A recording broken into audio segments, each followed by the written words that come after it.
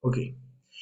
¿Qué tal, Marlene? Muy buenas noches, chicos, que estén viendo la grabación. Hoy día vamos a estar hablando de lo que es el ciclo celular en general, ¿ok? Mitosis, meiosis y finalmente vamos a estar hablando de la gametogénesis. En realidad aquí, como ven, son poquitas diapositivas, son solo 13, pero es porque son pura imagen. O sea, en mi PPT, ¿ok? En mis PPT al menos van a encontrar más imágenes. El tema es más corto que el de la semana pasada, me parece. O voy a tratar de hacerlo más corto porque esto es un repaso, ¿ok? Porque en realidad mitosis, meiosis, esto ustedes ya lo han visto en todo su ciclo y lo van a seguir viendo en todos sus ciclos, así que más o menos deben tener una idea, ¿no? ¿Vale? Mm. ¿Recuerdas más o menos de lo que se compone el ciclo celular, Marlene? O sea, ¿te acuerdas? Porque tú sí lo has visto, me parece hace ya mucho, ¿no? O sea, sí debe estar un poco más desorientada de repente que los chicos que están en cuarto ciclo. O a ver, coméntame si es que te acuerdas, si es que no te acuerdas.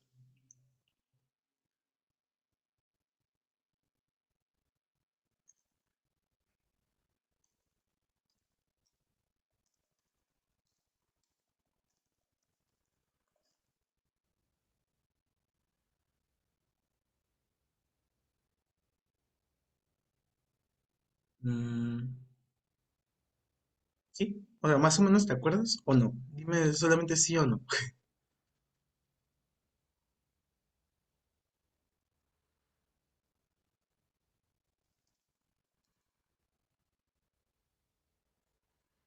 No, ok. Me lo suponía, así que... Sí, no te preocupes, entiendo. Y ok, ya, si no te acuerdas, entonces voy a tratar de hacerlo detalle a detalle para que pues tampoco queden cabos en blanco, ¿ok? Porque si esto en verdad, estas dos primeras clases e incluso parte de la tercera es full biología, full biología y ya después entramos a la parte genética netamente. Pero todo va a quedar ok, no se preocupen por ello. Bien, entonces, antes que de pasar como tal a lo que viene a ser el tema del día de hoy, hablemos de una pequeña introducción y de algo que es muy importante que ustedes sepan antes de hablar de mitosis y de meiosis. ¿Ok? Bien, con respecto al cromosoma, ¿vale? El cromosoma no es más que material genético, ¿vale? Es material genético. Y el material genético es ¿qué cosa? El ADN, principalmente, ¿no? Ya sabes que luego el ADN se convierte en ARN y luego el ARN en proteína.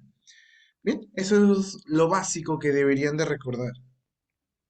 Ahora, el cromosoma proviene de el proceso que ya se los explicó Daen en la primera clase, ¿no? ¿Se acuerdan de, por ejemplo, la citosina unida a la guanina mediante tres enlaces puente hidrógeno? O la timina unida a la adenina mediante dos, ¿ok? Todo ello va formando una doble cadena, ¿no? La cual luego, gracias a las histonas, principalmente de la 2 a la 4, van a formar lo que es el nucleosoma. Y añadiéndole a la uno termina de compactar este nucleosoma y al unirse más y más y más y más, te van a formar a lo que es el selenoide, ¿no? Todo esto Daena ya se los explicó, por eso no lo estoy abarcando tanto. Entonces, luego de que ustedes tienen el selenoide, hasta ahí, o sea, hasta que hablemos en ese punto, nosotros tenemos lo que se denomina cromatina, ¿vale? Y esto es algo que nosotros vamos a hablar más a fondo en la clase de epigenética, que también se las dicto yo, ¿ok? Así que es muy chévere que yo les pueda dictar estas dos clases. En la clase perdón, en lo que es la cromatina, ustedes deben de recordar que la cromatina no es nada más que material genético asociado a proteínas. ¿Ok? Es la definición que se le debe dar. La cromatina es material genético asociado a proteínas. Es decir, es ADN, ¿ok? Da lo mismo decir ADN más las histonas, de la 1 a la 4. ¿Vale? Básicamente es eso. Eso es la cromatina. Ahora, normalmente la cromatina se encuentra así, mira. como lo están viendo en esta imagen, la van a ver más, digámoslo así, dispuesta, ok, más, más sueltita, se encuentra en el jugo nuclear, o sea, dentro del núcleo de la célula, ¿no? Y bueno, ya luego vamos a ver que existen tipos de cromatina como la eucromatina, la heterocromatina, que no es tema del día de hoy. Me importa que me entiendan que la cromatina es, por así decirlo, una forma más libre de ADN, ¿vale? Más libre de cromosoma. Cuando esta cromatina se empieza a compactar, o sea, se empieza a juntar mucho más, es como que primero está por ahí dispersa, dispersa, pero luego dice, me voy a ir juntando, me voy a ir juntando, me voy a ir juntando, me va a formar lo que es el cromosoma, propiamente dicho, lo que se conoce como un cromosoma metafásico, que es esto de aquí. ¿Y por qué ocurre esto? Pues en realidad lo que ocurre no es tanto un cromosoma metafásico como debería de llamarse, es más una condensación de este material genético. ¿Por qué? Porque de aquí vamos a ver que durante el proceso de la interfase, este ADN, esta cromatina se empieza a condensar para formar a este cromosoma y se empieza a duplicar para también formar este cromosoma. ¿Por qué? Porque en un primer momento, antes de duplicarse, el cromosoma originalmente solo es un palito, algo así. Ok, originalmente el cromosoma es eso. Eso es lo que nosotros le deberíamos de denominar un cromosoma. Sin embargo, ya cuando este material genético se empieza a duplicar, este, adquiere la típica forma que nosotros conocemos de un cromosoma metafásico, que es esto de aquí, que tiene sus dos cromátidos y todo ello, ¿no? Que ahorita lo vamos a detallar. Entonces, lo importante es que ustedes se queden con que el cromosoma originalmente es un solo palo y luego cuando este se duplica se convierte propiamente en el cromosoma en forma de X que nosotros conocemos, ¿vale? Esa es una primera gran diferencia que tienen que saber. Bien, entonces esto ha sido para recordar. Ahora, ¿qué es lo que más me importa que se lleven de todo esto el día de hoy? ¿Cómo se compone un cromosoma? Porque esto ustedes lo van a ver hasta el final cuando vayamos a hacer lo que es cariotipo, ¿vale? Lo que es cariotipo. Muy bien. Un momentito, disculpen.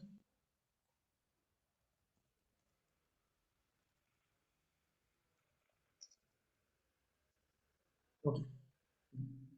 Entonces, la estructura típica de un cromosoma en el cual ya se ha duplicado el material genético, es decir, el cromosoma que se encuentra en forma de X, es la siguiente. El cromosoma va a estar compuesto de cromátides hermanas, ¿ok?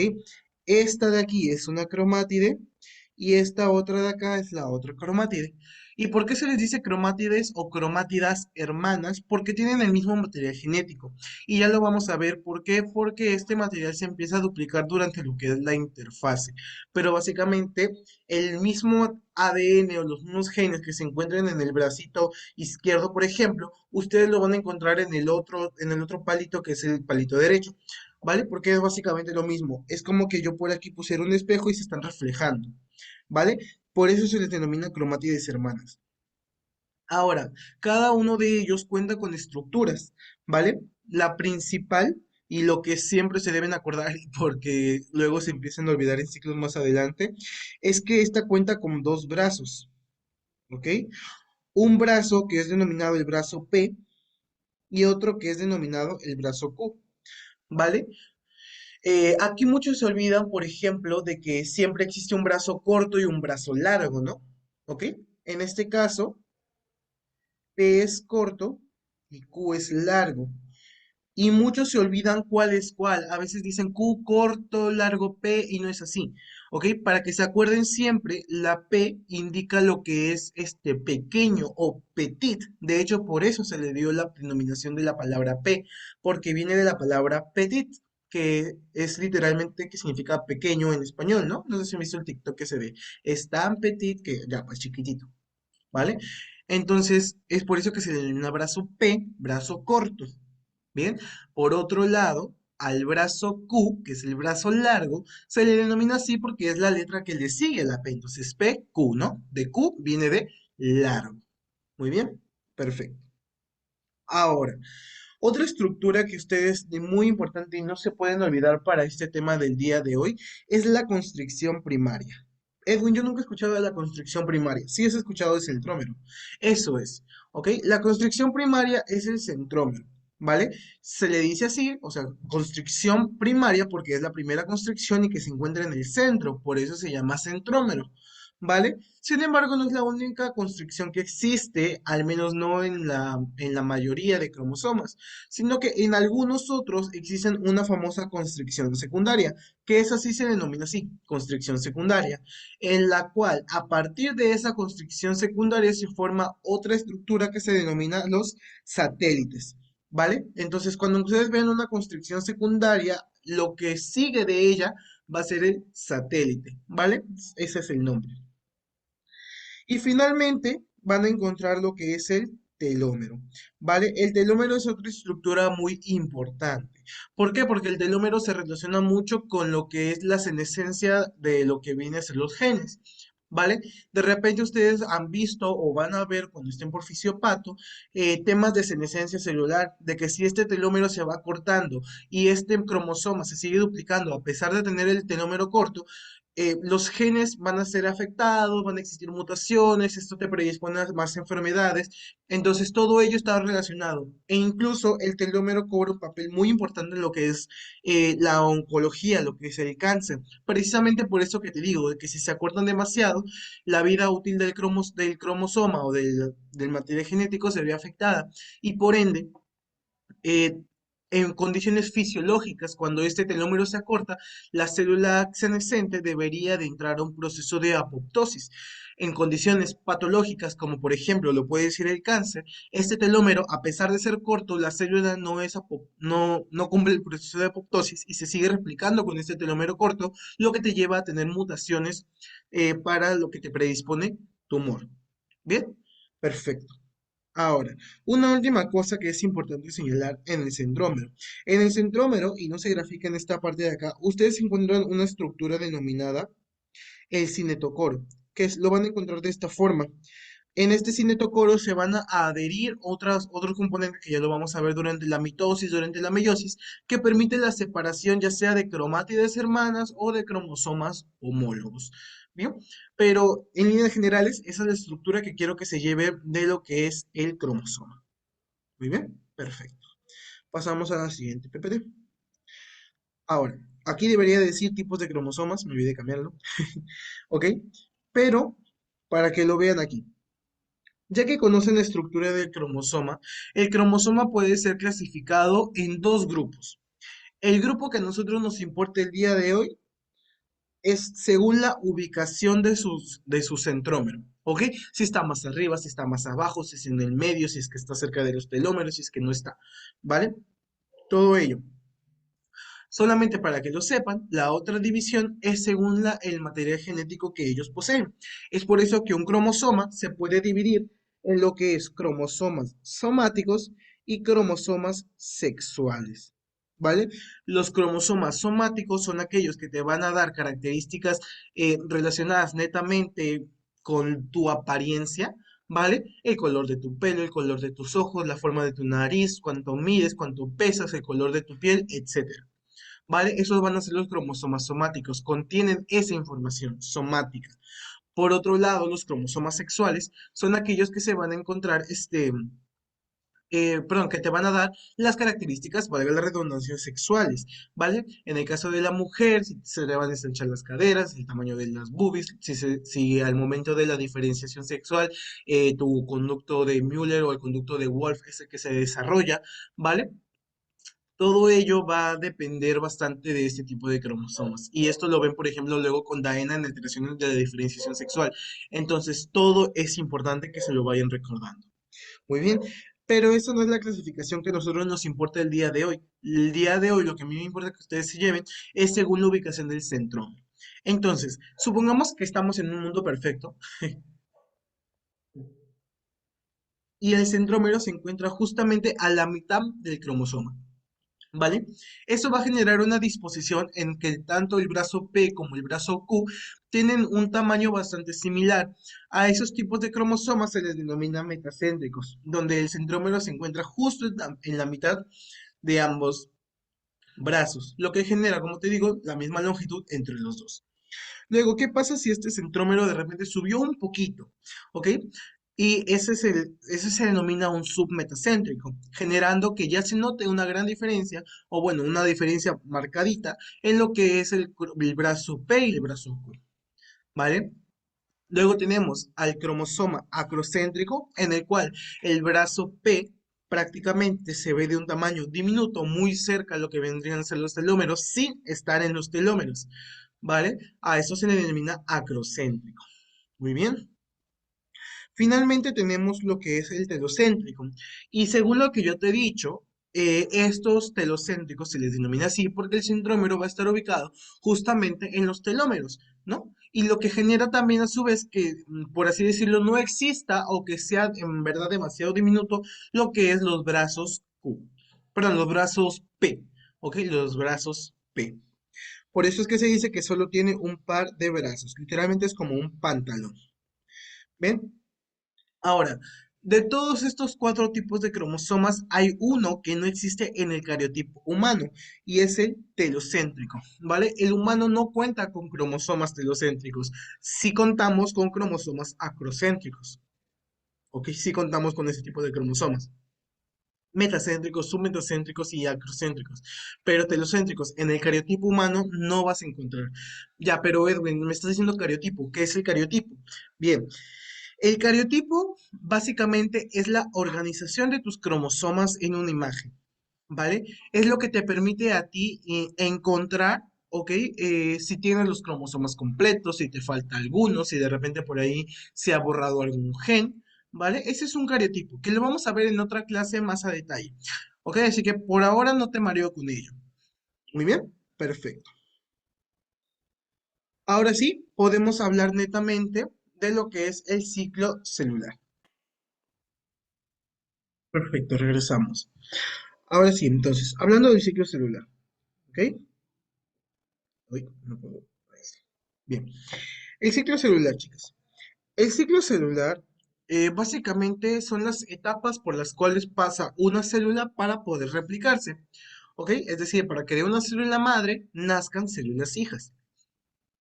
Esta tiene dos grandes fases, lo que es la interfase, ¿vale? Interfase, y lo que es la fase M, ¿vale?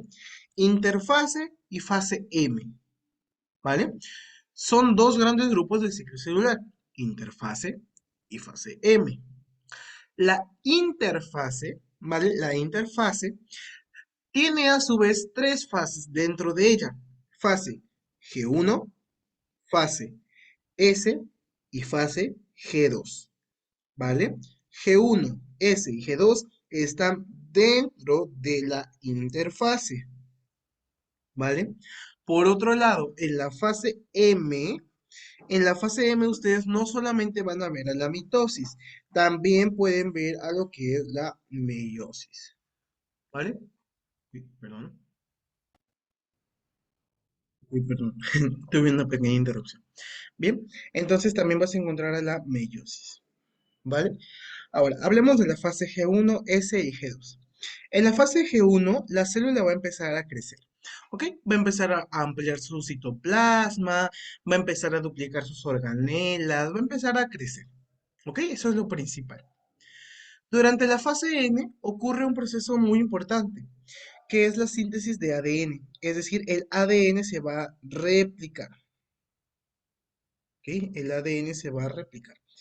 En ese momento, ¿ok? En ese momento, tu cromatina se encuentra algo así, ¿no? Imagínate que este es el centrómero y tu cromatina se encuentra algo así.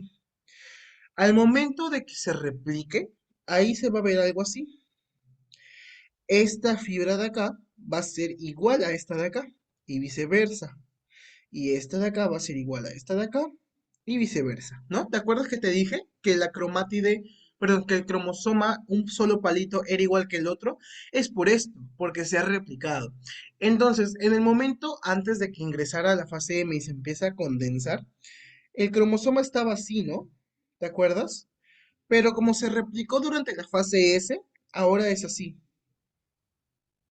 Ahora es así. Y se replicó, ¿no? Esto es exactamente igual que esto y esto es exactamente igual que esto, ¿vale? Es por eso que ocurre esa confusión de que algunos no saben que si cromosoma es un palito, que si cromosomas son dos palitos. Es lo mismo, solo que se ha replicado, ¿vale? Finalmente, durante la fase G2, la célula, ¿ok? La célula ha empezado, ¿ok? Perdón, ha continuado creciendo. Se hace más grande, terminó de duplicar sus organelas, su citoplasma, de ocupar la misma cantidad de organelas para que al momento de dividirse a la mitad, salga la misma cantidad de organelas para uno y la misma cantidad de organelas para otro, ¿vale? Ese es el ciclo celular, ¿bien?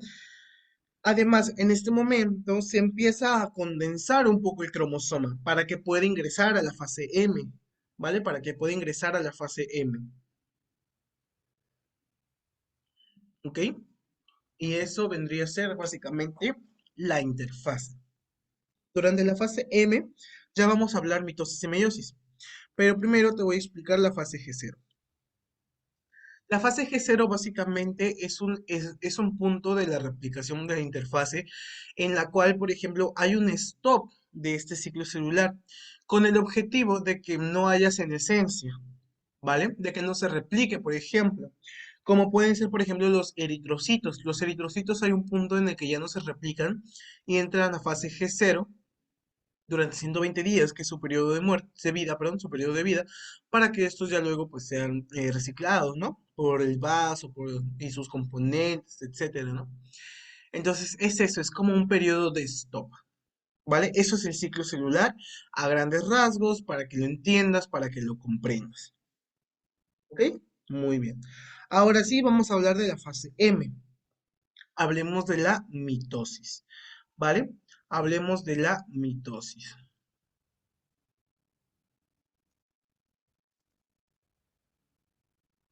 La mitosis. La mitosis es un proceso de replicación, al igual que lo es la meiosis. Sin embargo, tienen características una de otra. A mí me basta con que entiendas la mitosis. ¿Por qué? Porque si yo te entiendo, tú me entiendes la meiosis es lo mismo, pero por dos. ¿Ok? Es básicamente eso, con ciertas diferencias que vamos a ver. Bien. Ahora, eh, ¿cómo te explico esto? Ah, ya. La mitosis es un proceso que realizan cierto tipo de células. Y para que me entiendas, las células pueden ser somáticas, al igual que eran los cromosomas, pero no se confundan, y germinales, ¿vale? Somáticas y germinales. Somáticas, cualquier tipo de célula, como lo pueden ser las células perdón, las células del estrato de la piel, los queratinocitos, por ejemplo, algunas células musculares, células, por ejemplo, yo qué sé, de tus epitelios, células escamosas, ¿vale? En líneas generales. Las células germinales, por otro lado, van a ser los que precisamente te van a formar los gametos. ¿Como quién? Como el espermatozoide, como el óvulo, ¿vale? Espermatozoide, óvulo. Ok. Ahora, al formarte el espermatozoide y el óvulo, tú sabes que normalmente una célula debería ser diploide, ¿no? Lo que vendría a ser 23 pares de cromosomas, porque para que te acuerdes y siempre lo tengas en cuenta, las personas somos seres, perdón, somos seres diploides.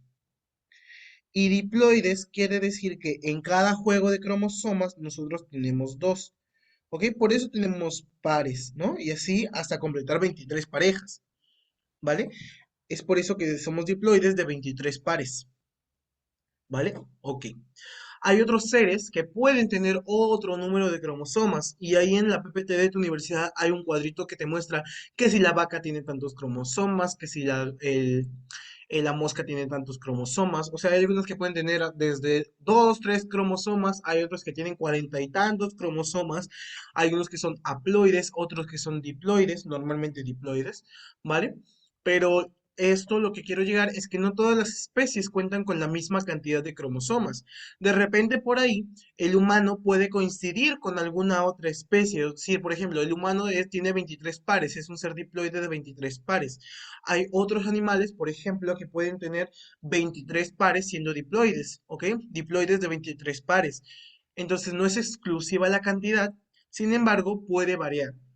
y también puede existir algunos con otros en los cuales sea común la cantidad, ¿vale? Porque es una pregunta que hicieron, ¿no?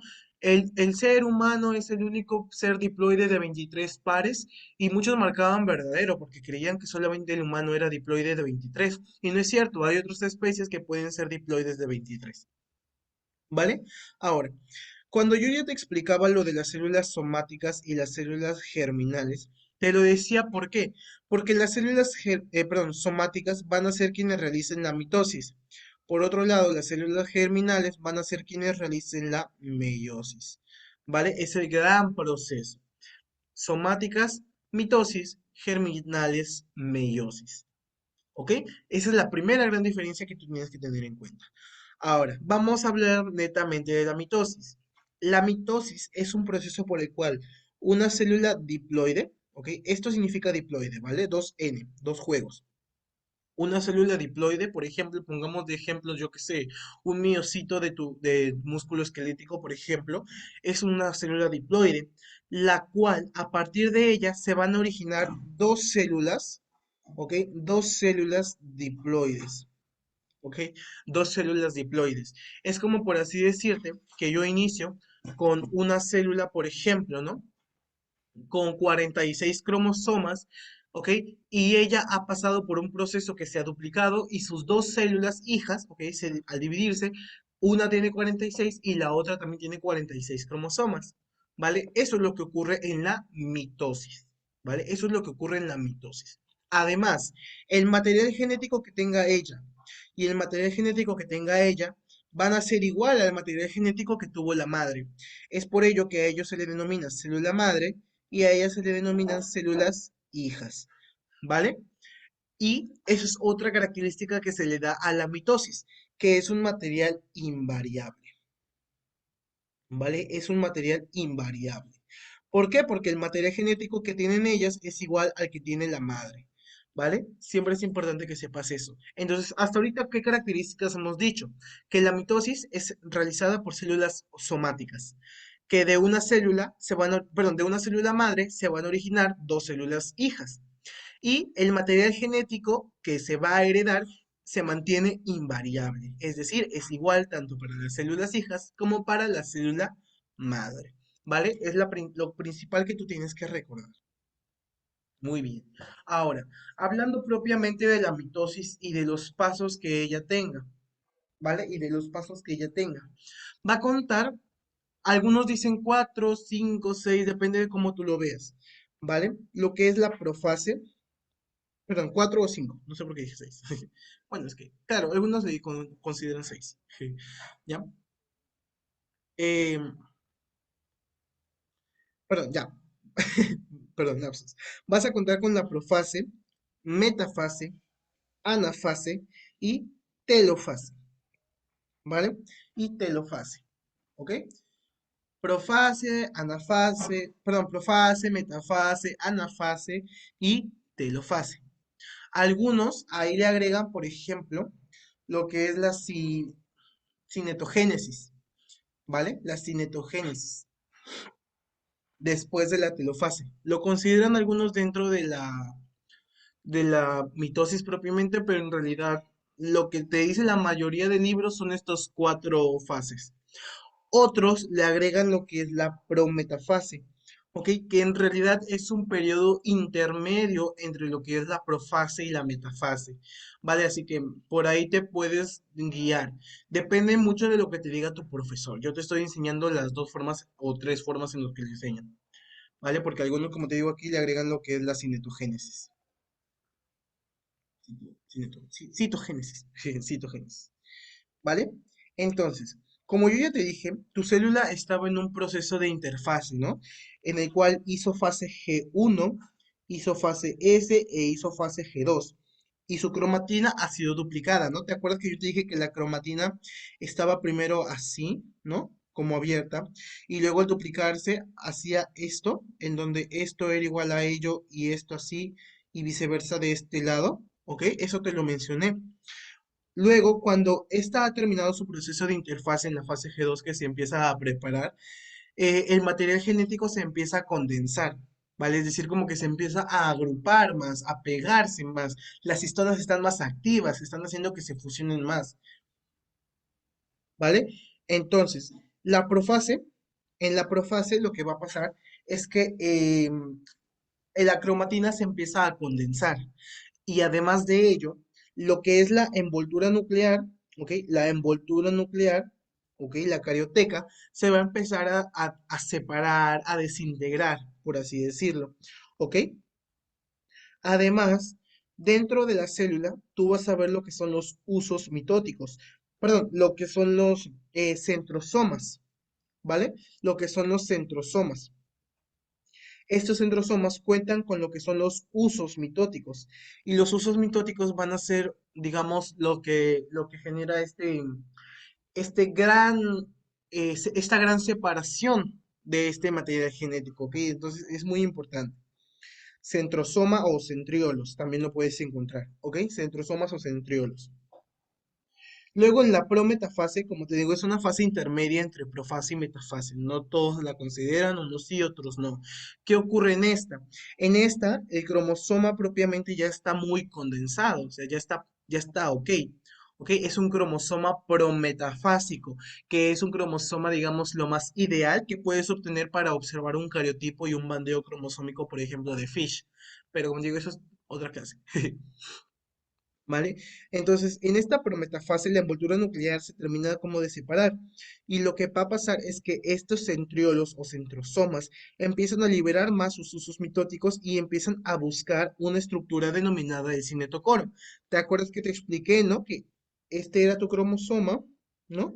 Este era tu cromosoma y esto era como el centriolo y acá encontrabas unas estructuras denominadas cinetocoros. Ya ahí van a llegar lo que son los usos mitóticos, ¿ok? Los usos mitóticos.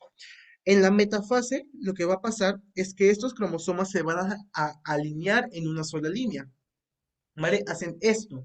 Esto, aquí están tus cromosomas, están ordenaditos en una sola línea, ¿vale? Lo que se conoce como la línea ecuatorial.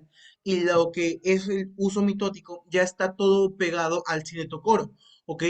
El uso mitótico de arriba, del centriolo de arriba, está unido a un cinetocoro y el uso mitótico del centriolo de abajo está unido al otro cinetocoro, ¿vale? ¿Ok? Y así con los 23 cromosomas. Durante lo que es esta fase, ok, en la metafase, empiezan a hacer esta acción de tire y empuje, ¿vale? Empiezan a hacer esto, literalmente así, ¿vale? Empiezan como a jalar, empujar, jalar, con el objetivo de que en un momento el centrosoma se rompa, por así decirlo, y se separen estas cromátides hermanas, ¿vale? Y eso ocurre en la anafase. En la anafase, estas cromátides hermanas son separadas. ¿Ok? Entonces, 23 cromátides hermanas, ahora cromosomas, se van hacia arriba y 23 cromátides hermanas se van hacia abajo. ¿Vale? Luego, durante la telofase, se vuelve a formar lo que es la envoltura nuclear. ¿Vale? Se vuelve a empezar a formar. Y además se genera la membrana nuclear que va a permitir este, separar a lo que es estas dos células.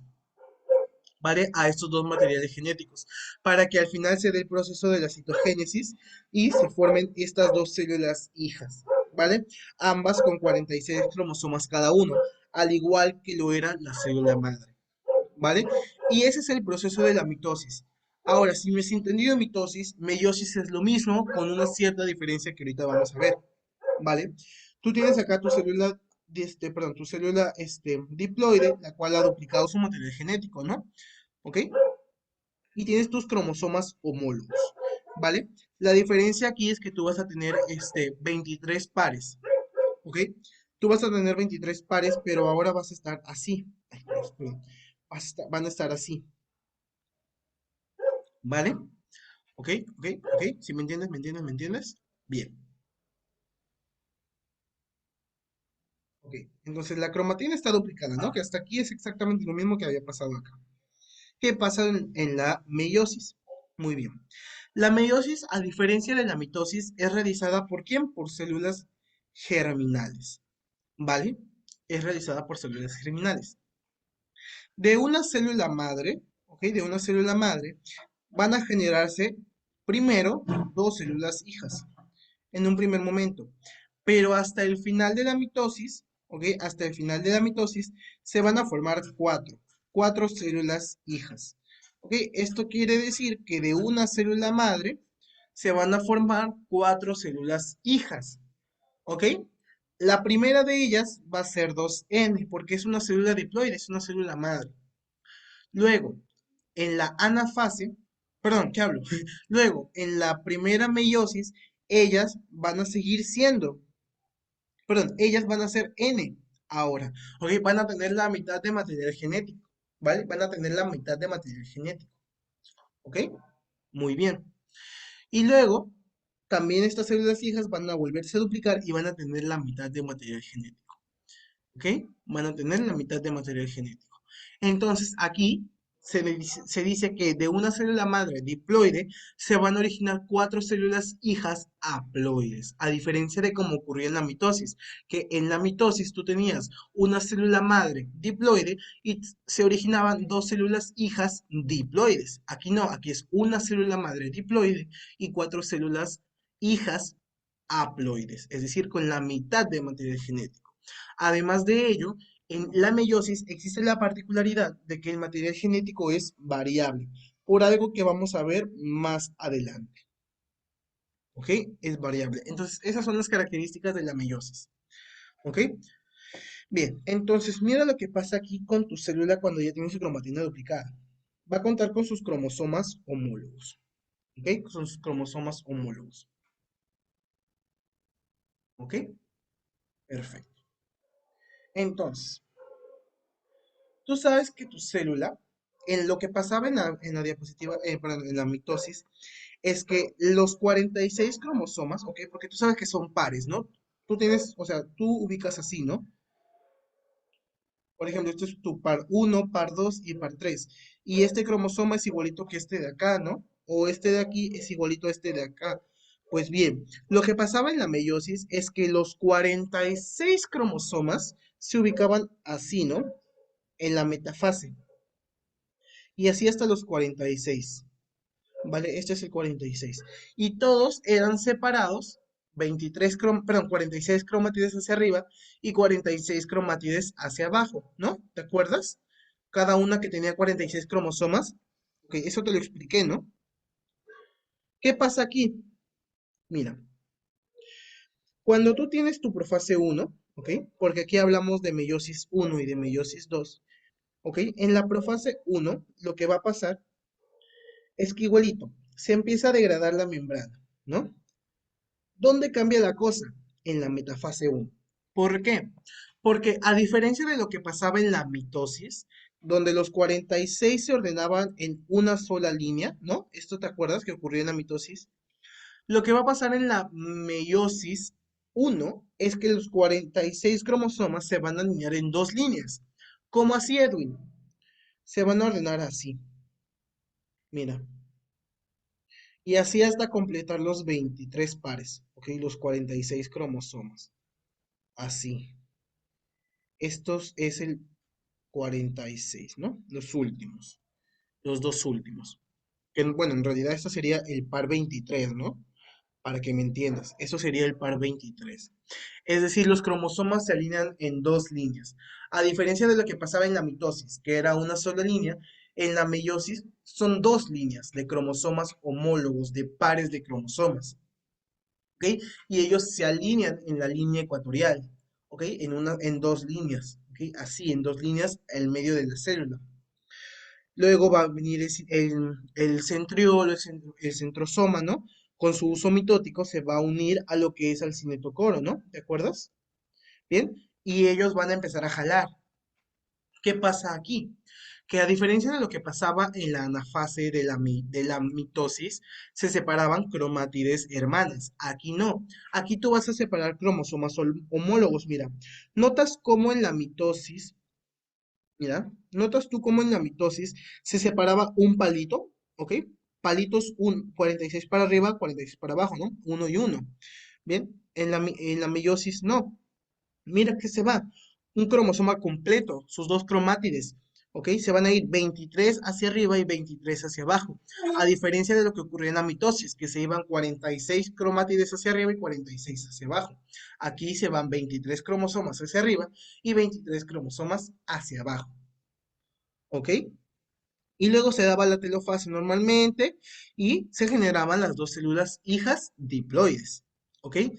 Y yo aquí cometí un error, porque yo te dije que empezaban con 2N y luego seguía N y N, y no, sigue siendo 2N y 2N, ¿vale? Y luego recién N, N, N y N, ¿ok? Era así, mi error, ¿vale? Siguen siendo entonces diploides. Ahora, a partir de aquí, el proceso se va a realizar en cada una de las células. La meiosis 2 es exactamente igual que la mitosis 1. ¿Ok? En la profase 1 se degrada lo que es la envoltura nuclear, se ordenan los cromosomas, los 23 esta vez, ya no 46, sino los 23, ¿vale? Sino los 23 en la metafase 1, ¿vale? En la metafase 1, bueno, metafase 2, se alinean en una sola célula y son separados en la anafase por los centriolos y el uso meiótico, se separan, ¿no? Se separan 23 cromátides hacia un lado y 23 cromátides hacia el otro. Luego en la telofase se vuelve a formar la carioteca, se empieza a formar la membrana y finalmente se da la separación de las células hijas, ¿no? De las cuatro, ¿no? Porque han sido dos células las que han hecho meiosis 2. Sin embargo, en la profase 1 ocurre algo muy curioso. Y es esto de aquí. Dentro de la profase 1 existen 5 fases más. ¿Sí? Ok, es confuso, pero ocurren 5 fases más. 5 fases. Leptoteno, cigoteno, paquiteno, diploteno y diacénesis.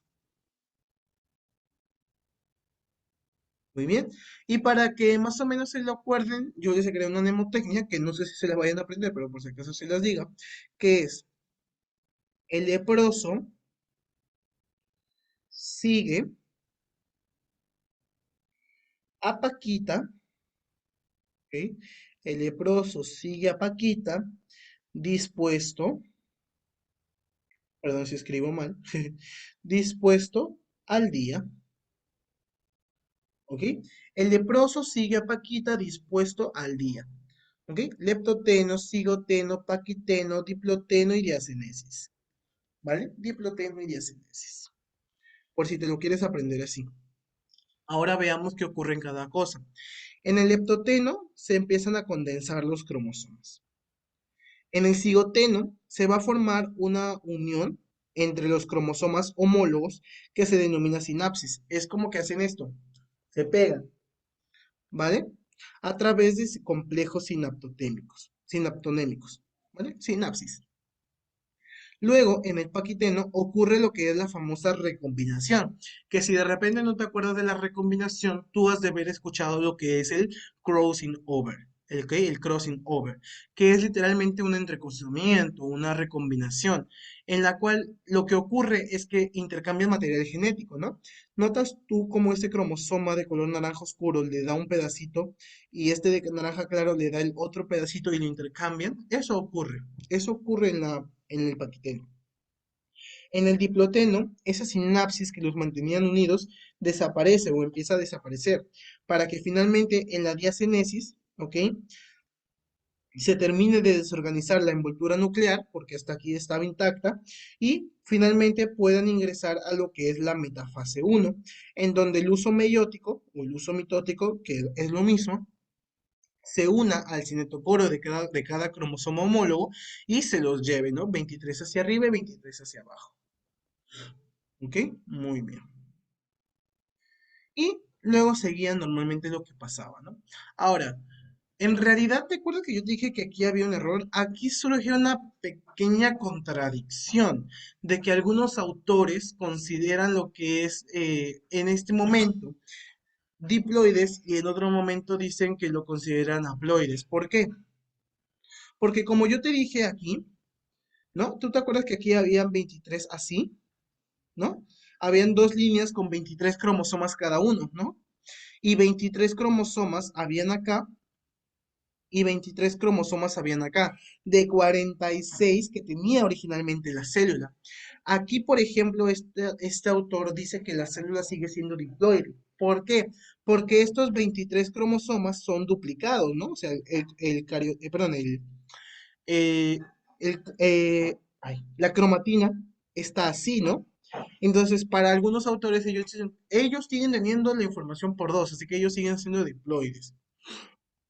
Sin embargo, acuérdate que esto de aquí era lo mismo que esto de acá. Entonces, no tienen en realidad el doble de material genético, tienen la mitad porque es lo mismo. Entonces, aquí algunos dicen que son N porque tienen 23 cromosomas, pero otros dicen que son 2N porque tienen el doble de esos 23 cromosomas y por lo tanto tienen entre comillas 46. Pero eso, como te digo, depende mucho del profesor o del autor que consultes, ¿vale? Es por eso que en algunas gráficas tú vas a encontrar 2N, NN y NNNN. O en otras gráficas tú vas a encontrar 2N, 2N, 2N y NNNN, ¿vale? Depende mucho del autor que tú consultes o del profesor que te enseñe, ¿vale? Yo pensaba que me había olvidado de hacer esa pequeña aclaración. ¿Ok? Y eso es lo que ocurría en la meiosis. Ahora, una vez que hemos visto meiosis, podemos hablar de gametogénesis. ¿Por qué? Porque acuérdate que la gametogénesis eh, utiliza la meiosis, ¿ok? Acuérdate que la meiosis la realizaban los gametos, ¿no? El espermatozoide, el óvulo, ellos lo hacían. Entonces, ellos hacen gametogénesis por este medio. Muy bien. Y mira, precisamente aquí hay una gráfica que yo te estoy explicando, ¿no?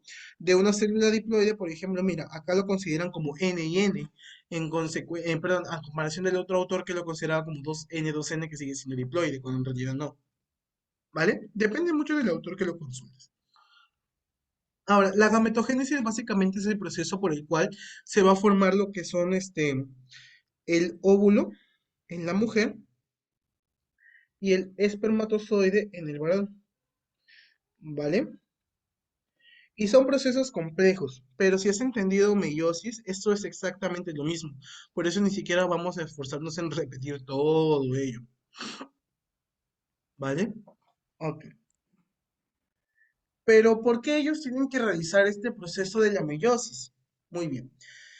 Mira, ellos son 2N y 2N. Y digamos que ellos dos se cruzan, ¿no? Tienen pareja, ellos han copulado y deciden tener un hijo. ¿Qué pasaría si el padre le hereda 46 cromosomas y la madre le hereda 46 cromosomas? El hijo nacería con una tetraploidía, no sería 2N, sería un 4N, ¿no? 2 más 2, 4. Es decir, tendría 96 cromosomas, es que no estoy mal. A ver, espérate. 23 por 4, 92, creo. Jiji. Y 92, ¿ok? Tendría 92 cromosomas. Y no debería ser así, ¿no? Porque el hijo debería de ser el hijo debería de ser diploide, ¿no? 2N. Es por ello que durante la meiosis se divide ese material genético, ¿no? Obteniendo células haploides para que cuando ellas se fusionen, ¿no? Formando el cigoto, te formen un ser 2N, ¿vale? Te formen un ser 2N. Perfecto. Ahora entonces podemos hablar de la espermatogénesis. La espermatogénesis es el proceso por el cual se forma el espermatozoide. ¿Ok? ¿Dónde ocurre esto? En el testículo, específicamente en lo que viene a ser los túbulos seminíferos, ¿no? De repente los chicos que ya vieron Morfo 3 o los que están llevando Morfo 3 lo van a ver al final lo van a ver. Los túbulos seminíferos se caracterizaban por la presencia de lo que es una luz, y además de ellos se encontraban lo que son las líneas germinativas, en la cual tú encontrabas desde los espermatocitos hasta los espermatozoides, por ejemplo, ¿vale? O bueno, desde las espermatogonias hasta los espermatozoides, pero tú veías ordenaditamente cada una de esas células, ¿vale? Y es lo que tú ves aquí, mira. Ese es el túbulo seminífero que tú estás viendo por aquí. Y dentro de ella tú vas a encontrar, además de las células de Leydig, las células de Sertoli, ¿no? Sertoli sostén, Leydig testosterona, etcétera, ¿no? Tú encuentras las líneas germinativas, en la cual tú vas a encontrar desde las espermatogonias, espermatocitos primarios, espermatocitos secundarios, espermátida y finalmente espermatozoide maduro. ¿Ok? Y es porque ese es el proceso, de afuera hacia adentro. Tú ves ese proceso, mira. ¿Ok? Mira, tú ves aquí espermatogonia, ¿ok? La cual simplemente se replica, o sea, esta espermatogonia, a diferencia del espermatocito, perdón, del espermatozoide, no realiza meiosis, realiza mitosis. ¿Por qué? Porque imagínate que la persona nace con una sola espermatogonia y esta espermatogonia directamente hace meiosis. Uy, ya no hay material genético para trabajar, ya no hay más células para trabajar. Es por ello que primero ella, la espermatogonia, se replica, hace mitosis, para que ya luego la réplica, ok, por así decirlo, entra a un proceso de meiosis. Entonces tu espermatogonia 2N entra a un proceso de meiosis, ¿no? Y se convierte en un espermatocito primario. Luego, durante la primera división, es decir, la meiosis uno, se generan los espermatocitos secundarios, que ahora son haploides, ¿no? N, ¿te acuerdas que te dije que había una contradicción? Por ahí algunos lo consultan así, ¿no? Y luego, mientras ella va madurando, ¿ok? Ella se vuelve espermátida después de la segunda división, ¿ok? Que sigue siendo N. Y a partir de aquí, esta espermátida ya no hace meiosis, sino realiza un proceso que se denomina espermiogénesis. ¿Vale? En la cual, en la espermiogénesis, es la maduración de espermátida hacia espermatozoide maduro. ¿Por qué digo esto? Porque muchos se confunden entre lo que es la espermatogénesis y la espermiogénesis. La espermatogénesis es lo que abarca todo esto, el proceso de formación desde una espermatogonia hacia un espermatozoide maduro. Mientras que la espermiogénesis es el proceso de espermátida hacia espermatozoide maduro. ¿Ok? Entonces, ese es el proceso. ¿Cuándo puede ocurrir esta espermatogénesis? Pues la espermatogénesis puede ocurrir en el varón durante toda su vida. ¿Ok? Es muy productiva durante un inicio, durante lo que es la actividad sexual. Y obviamente cuando la persona envejece, esto va reduciendo, ¿no? Esta capacidad de formar espermatozoides va reduciendo porque la persona se vuelve vieja. Y se ve bastante ligada con lo que es la liberación de las hormonas gonadotropas, ¿no? Que son liberadas por la adenilhipófisis. Cuando empieza en la pubertad, ¿no? ¿Te acuerdas? En la pubertad, que normalmente se genera este proceso, aproximadamente 12, 13 años, ¿no? Y como te digo, va disminuyendo durante la vejez. ¿Cuánto puede durar el proceso de espermatogénesis? Aproximadamente de 60 a 65 días. ¿Vale? Muy bien, perfecto. ¿Qué pasa por otro lado con la ovogénesis? La ovogénesis es un proceso muy curioso, ¿vale? Es un proceso muy curioso. Eso lo puedes encontrar como ovogénesis o como ovogénesis, cualquiera de los dos. ¿Y dónde ocurre? En el ovario, ¿no? Tú vas a ver, o de repente ya has visto, no, sí has visto de hecho, eh, embriología. En embriología, ¿te acuerdas que tú veías lo que es el folículo de Graf? O el folículo primitivo, folículo primario, secundario, el maduro o terciario, también denominado folículo de Graf. Ya. Y ahí dentro de ello, cada uno de los dos folículos contenía a un óvulo, ¿ok? A un ovocito en realidad, que tenía su zona pelúcida, ¿no? Su corona radiada. Pero esas son cosas de embriología que a nosotros no nos importan. Lo que nos importa es cómo evolucionaba esta oogonia, por ejemplo. Esta oogonia entraba en un proceso de meiosis uno, en la cual se convertía en un ovocito primario hacia lo que viene a ser un ovocito secundario. Aquí había una pausa, ¿ok? En la meiosis uno, ¿ok? En la meiosis uno, estas células se quedan en un proceso de la profase uno, o sea, se quedan en un stand-by, por así decirlo. Ella dice, ya trabajé mucho, ya me cansé, me voy a quedar aquí un ratito. Y se queda en la profase uno. A esta pausa que ocurre en la profase uno se le denomina lo que es el dictioteno. Uy, perdón. Se denomina lo que es el dictioteno.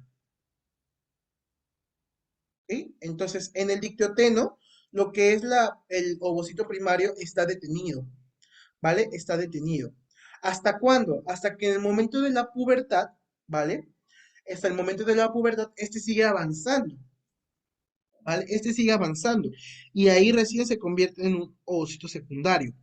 Este ovocito secundario debería de entrar a meiosis 2. Y sí, entra a meiosis 2. Sin embargo, se vuelve a quedar estancada y dice, me volví a cansar. Ya no quiero, en la pubertad, ya no quiero trabajar. Y se queda en metafase 2. se queda en metafase 2 para que al momento de la ovulación, ¿ok? Cuando la mujer está ovulando, completa su división, ¿ok? Continúa en el proceso de la meiosis 2 y se vuelve ahora sí el óvulo, ¿no? Propiamente dicho, que se vuelve N. ¿Ok? Y aquí voy a mencionar algo muy curioso que ocurría en embriología y que te lo debieron explicar. La mujer, ¿ok? Cuando está en su proceso de ovulación, ella tiene varios folículos, varios folículos por ahí. Pero por ahí, en lo que es la menstruación, se eleva lo que es la LH, ¿no? La FSH, ¿no? Bien, lo que hace la FSH era atrapar literalmente a un folículo. Ella dice, ¿quién será mi mejor candidato? Y encuentra un folículo que es perfecto, por así decirlo. Un folículo bonito. A partir de ahí, ese único folículo va a ser el que va a madurar de folículo primitivo, primario, hacia uno terciario, hacia un folículo de grado. Los demás van a senecer, ¿ok? Se van a volver viejitos, se van a volver lo que son los cuerpos lúteos, ¿no? ¿Te acuerdas? Y ya se forman estos llamados los cuerpos polares. ¿Cuántos en total? Tres. Uno que venía de un ovocito primario que se dividió en dos y se vuelve cuerpo polar, y el otro que venía de este óvulo, ¿ok? Que surgían dos, pero solamente uno se salva y el otro se vuelve cuerpo polar. Tres cuerpos polares. Eso es lo que ocurría, ¿vale? Y ya luego, cuando tú tenías el óvulo, llegaba el espermatozoide, fecundaban y formaban lo que es el cigoto, ¿no? El cual es 2N. Ahí recién es 2N. Y esa era la importancia de por qué tenía que ser N, o sea, haploide durante un primer momento. ¿Ok? Muy bien. Ahora te he puesto esta tablita que en realidad es de la PPT de tu universidad para que veas más o menos las diferencias. Es como un resumen, ¿no? La espermatogénesis comienza en la pubertad, en la mujer comienza en la vida embrionaria. Es decir, ¿te acuerdas que te expliqué que se estancaba un momento durante la profase 1, ¿ok? Que se conoce como el dictoteno, ¿vale?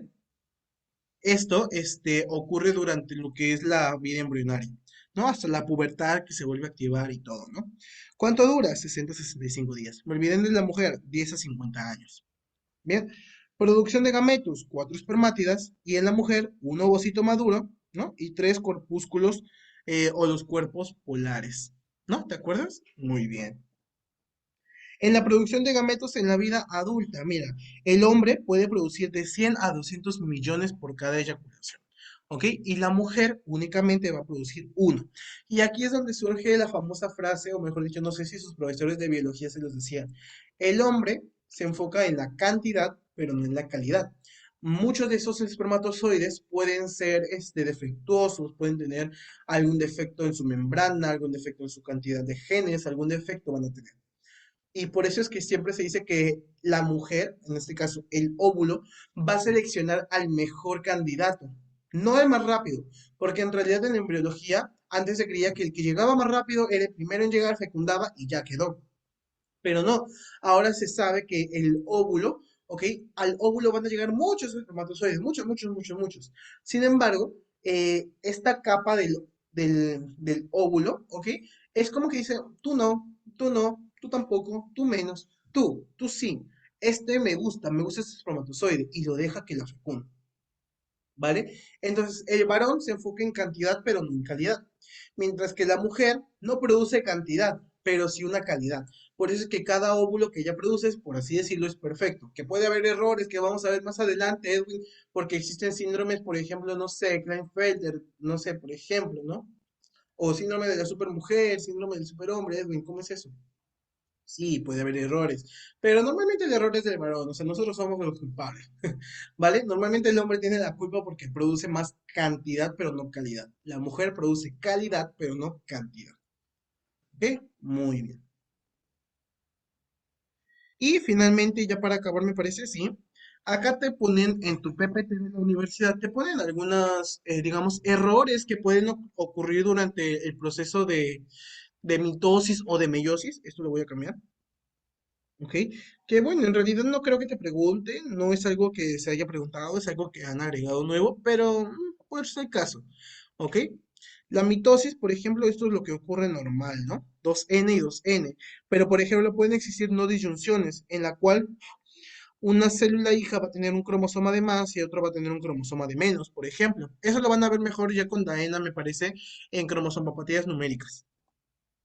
¿Vale? O por ejemplo pueden ocurrir como una especie de laguna, en la cual se lleva como un cromosoma de más, pero dentro de esa célula hija se forma otro, digamos, otra vacuola, otra membrana dentro de ella formando lo que es un micronúcleo, ¿vale? Por ejemplo. O puede generarse lo que es una división multipolar, en la cual participa más de un centriolo, ¿no? Más de un centriolo. Y mira, se generan tres células hijas con número desconocido de cromosomas o una división monopolar, ¿vale? Una monopolar en la cual participa un solo centriolo, que lo normal sería que esta célula no se multiplique y muera, aunque puede ocurrir errores en como no se divide el material genético, se genera una tetraploidía. ¿Vale? Pero esto en realidad no es tan importante ahora porque esto lo vas a entender mejor de repente en la clase de cromosomopatías numéricas, por ejemplo. Bien, entonces, como te dije, esta ha sido una clase bastante cortita, a diferencia de la que preciso en ese día, porque esta era más un recuerdo. Sin embargo, había cositas que mencionar. Ya durante la práctica, de repente hacemos un repaso o durante sus banqueos agregamos más cositas. Ok, chicos, entonces cualquier duda, mi chat de WhatsApp queda abierto si de repente algo no ha quedado claro o algo que no les termina de entender, porque mitosis y meiosis es un tema que confunde. Mi chat está abierto, pueden escribirme 24/7, estoy disponible y cualquier cosita, cualquier duda, me hablan. Muy bien, les deseo muchos éxitos y nos vemos hasta una próxima clase. Bye bye.